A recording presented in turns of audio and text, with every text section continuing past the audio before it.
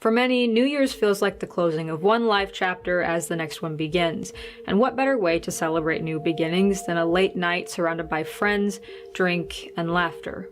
That's how 24-year-old Samuel Todd spent the first hours of 1984, in New York City, surrounded by friends, enjoying life. However, no one knows what became of Sam after he went for a walk at 2 a.m. and never returned. Today on Dark Matters, the disappearance of Samuel Todd.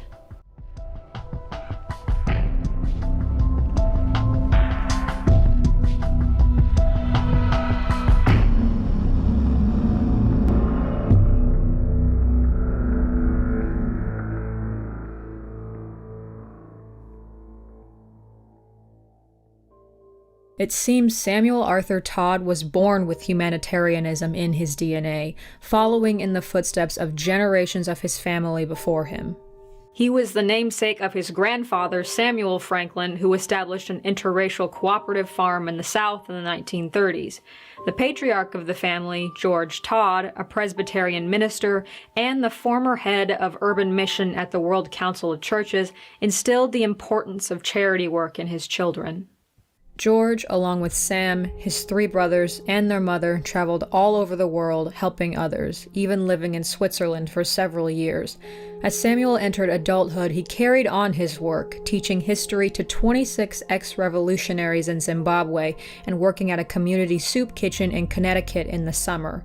Friends painted him as a compassionate, perceptive, intelligent person, someone who wanted peace and dedicated himself to helping those less fortunate.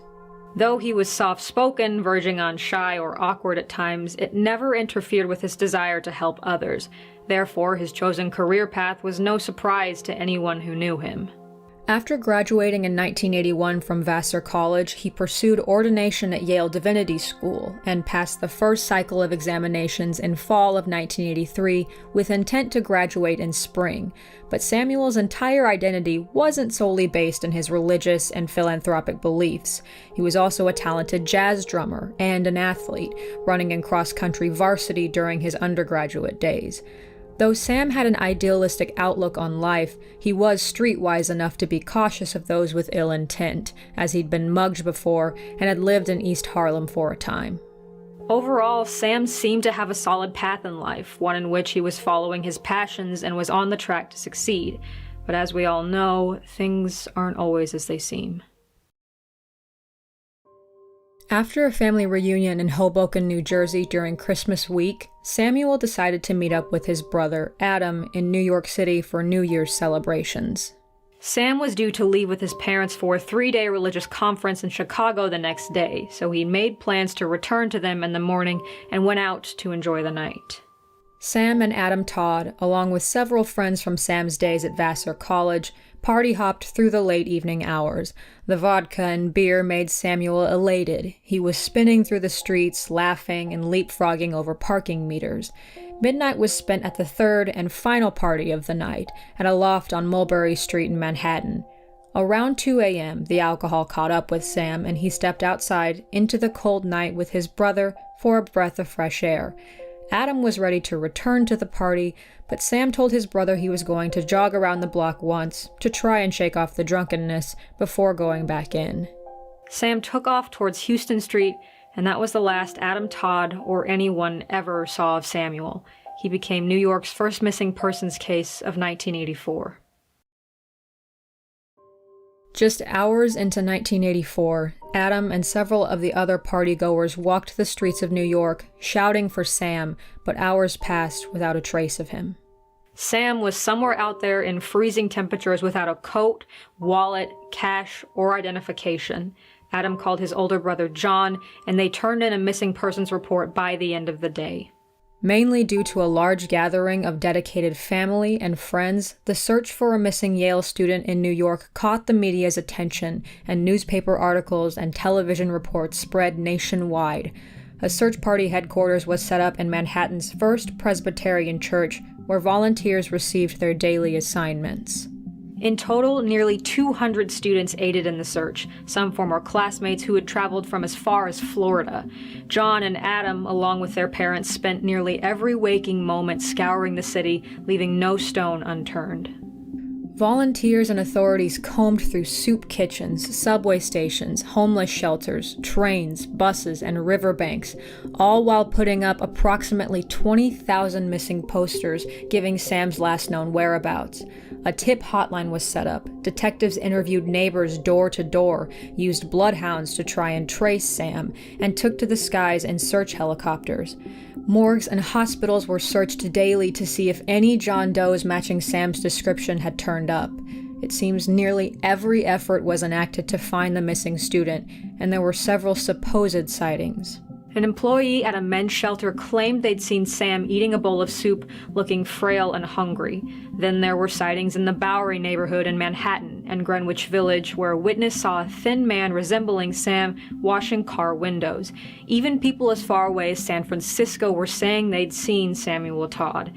But despite the sightings and various tips, there was still no trace of him and no clues to his whereabouts.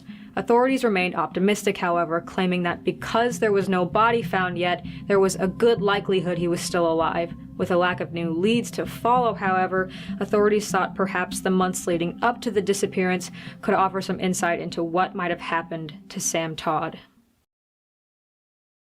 While there were several reports claiming Samuel was on track to graduate in spring of 1984, other sources paint a different picture and claim Sam was grappling with financial and academic strain. According to Connecticut Magazine, Sam wasn't making enough to put himself through college on his own.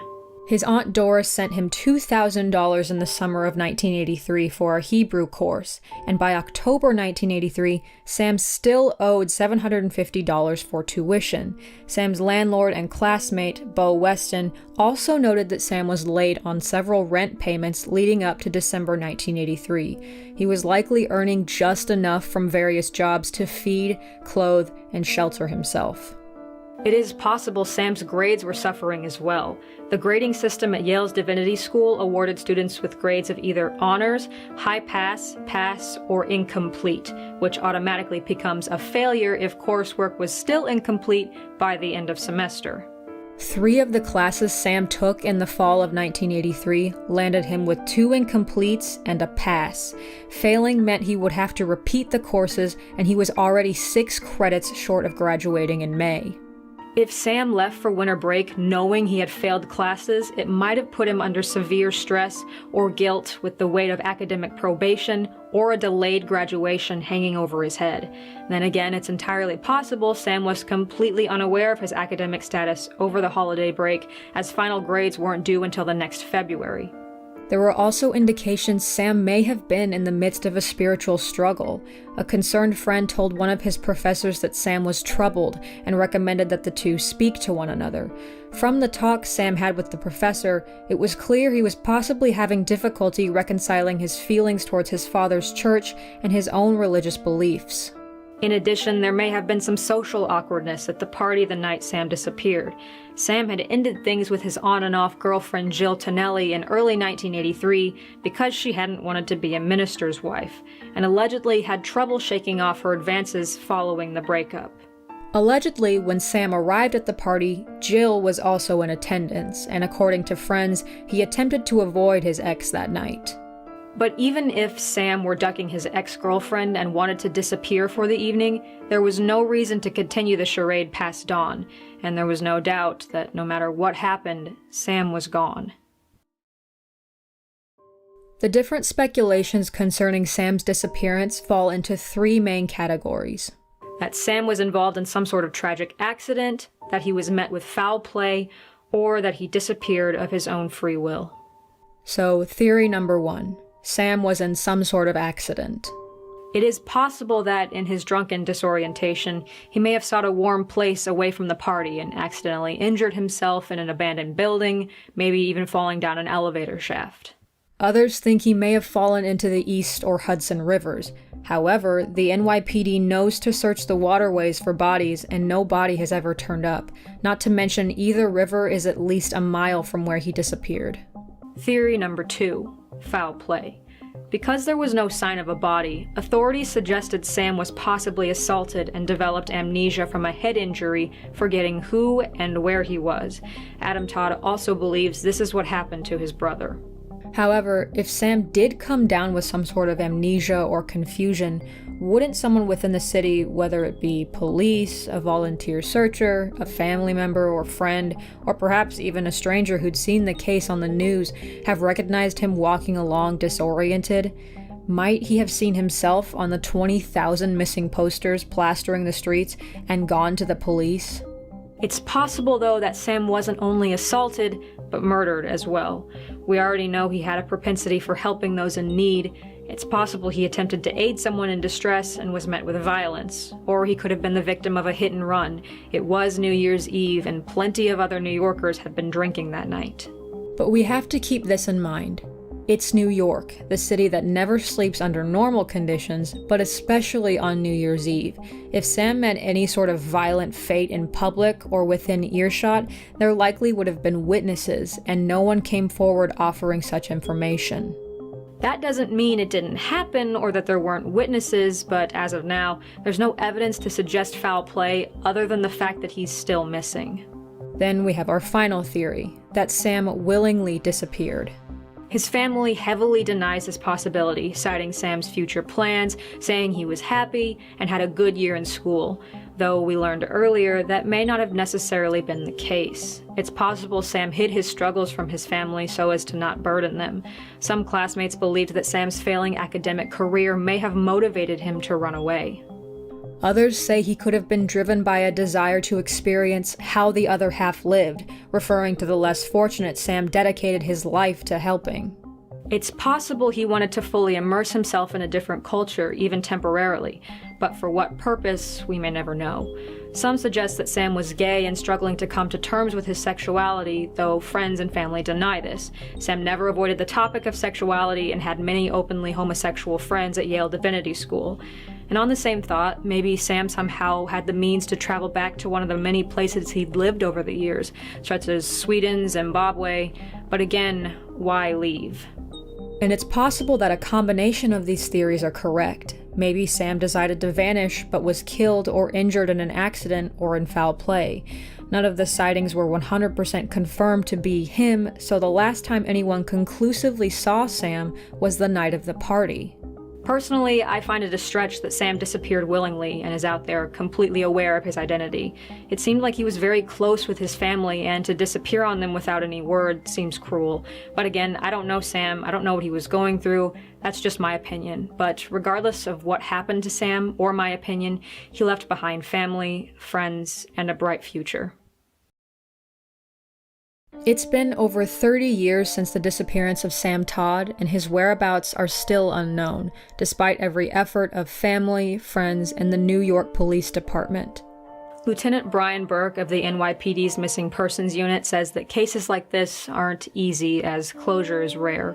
We all hope that no matter where Sam is, that he is alive and well, and that his family will reunite with him someday. But if he met with a cruel fate, then we can only hope he receives the justice he deserves. As of December 2016, if Sam is still alive, he would be 57 years old. He was last seen walking off towards the intersection of Mulberry and Houston in Manhattan, New York. He was wearing a dark blue sweatshirt with a circular emblem and the name of the school he attended in Sweden, Ecolent Geneva, written on the front. He was also wearing blue jeans, blue sneakers, and a plastic Timex watch. Samuel Arthur Todd has blue eyes and 2 small scars on his cheek near his left eye. At the time of his disappearance, he had light brown hair and wore dark-framed glasses. Sam's case currently falls under the jurisdiction of the New York City Police Department, and anyone with information on Samuel's whereabouts or fate is encouraged to contact authorities at 212-694-7781. All the case information needed can be found in the description below. And no matter what you choose to believe or what you speculate, I ask you only for respect in the comments below. And remember, though these may be dark matters, the darkness always matters. Thank you for watching the video. If you enjoyed, please be sure to leave a like and a comment and subscribe if you don't want to miss any more videos from me. If you're looking for other similarly unsolved cases, you can click any of the videos on the screen now. Stay safe for your New Year's celebrations, friends. I'll see you in the next video, and have a good night.